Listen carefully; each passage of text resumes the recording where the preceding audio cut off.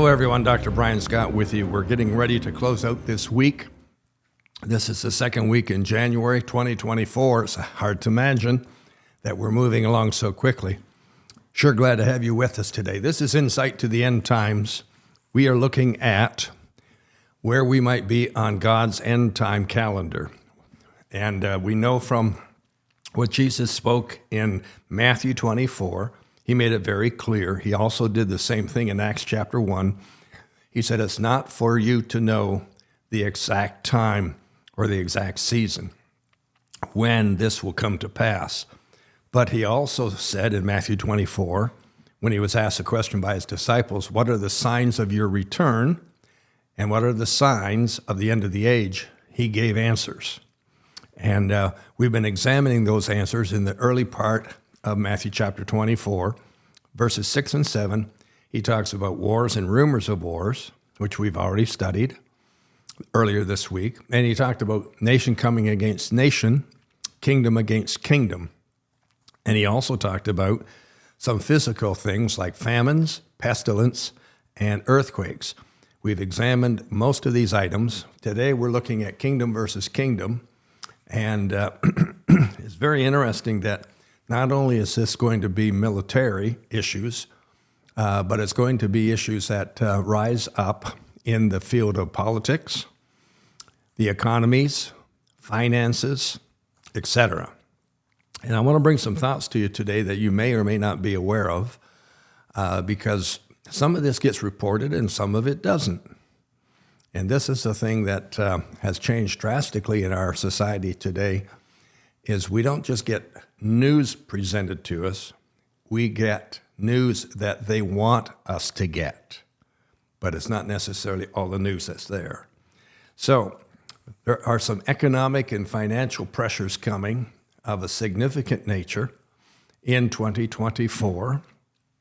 And I say that from this position. If you have been doing any research in this realm or any reading in this realm, you may be aware of a group known as BRICS, B-R-I-C-S. This is a group or a league of nations that have come together to work together, and they're called BRICS, B-R-I-C-S. It stands for Brazil, Russia, India, China, and South Africa. And they've grouped together to begin formulating policies and agreements and trade agreements and so on, so they're not as necessarily dependent on the United States. Now, they just recently held a conference in the summer of 2023, and in that conference, they added 6 additional nations. This is really quite interesting. They added, let me read these to you. They added Argentina, Egypt, Ethiopia, Iran, Saudi Arabia, and the UAE, or the United Arab Emirates. Now, these additional countries effectively joined BRICS as of January 1st, 2024. And in so doing, now we've got a league of 27 nations. That is very significant because now they wield a great deal of power. Now, I'm going to postulate a little bit. I believe this is mostly accurate, but we haven't seen much yet to know this for sure. But for many, many years now, there was an agreement signed between the United States and, say, Saudi Arabia, the oil-producing nations there that form OPEC, that the United States would provide them protection and military arms and so on, munitions, in exchange for their oil being traded in U.S. dollars. So the U.S. dollar became the petrodollar. I'm very much simplifying this matter. As a result, all the oil that's produced in the OPEC nations in the Middle East, it's traded around the world in U.S. dollars. That made the U.S. dollar the reserve currency of the world. And that simply means that whenever international trade is conducted, it basically is based on the U.S. dollar. That's why the U.S. dollar vis-a-vis exchange rates around the world is so important. In the year 2011, that goes back about 12 or 13 years ago now, the Canadian dollar was very strong, and it traded almost exactly at par with the U.S. dollar. In fact, there were several days when the Canadian dollar was slightly stronger than the U.S. dollar. Today's not that situation. Today, the Canadian dollar's worth about 73 cents vis-a-vis the U.S. dollar. Well, these nations, the BRIC nations coming together, are looking at being able to exchange goods and services using different currency, excluding the U.S. dollar from the currency transactions.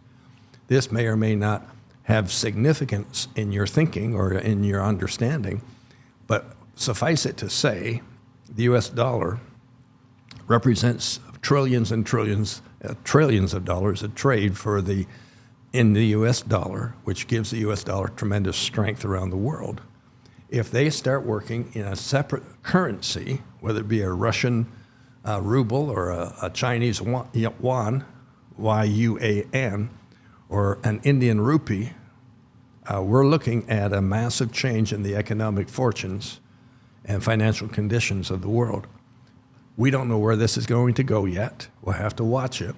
But it is going to probably end up pitting this group of nations against the United States and the allies that the United States has.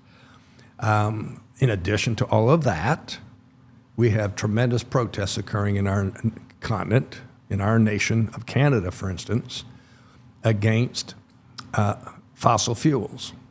We have some of the greatest fossil fuel deposits in the entire world, and yet we have a government and protesters who will not let up.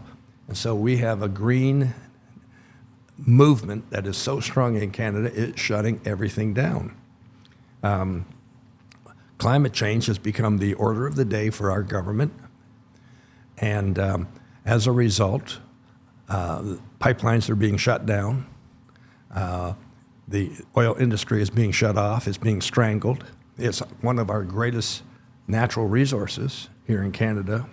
In other words, Canada can't survive economically on a national scale or international scale when they go in this direction. And we got so much hatred going on in our world today. It's really escalated since the pandemic occurred. Not only that, it's now on a whole new wavelength because of the Israeli invasion attack against Hamas in the Gaza Strip. It's coming almost to the point of physical blows. And some of the threats that are being made are massive, and they're going untouched. We've had protesters standing in the face of police officers telling the police officers, we're going to put you, or I'm going to put you 6 feet under. That is a threat that should immediately result in an arrest. But no, they just let it pass. And we're seeing such horrendous shifts and changes. Really haven't seen these things since the Vietnam War protests in the 1960s. So the point is simply this.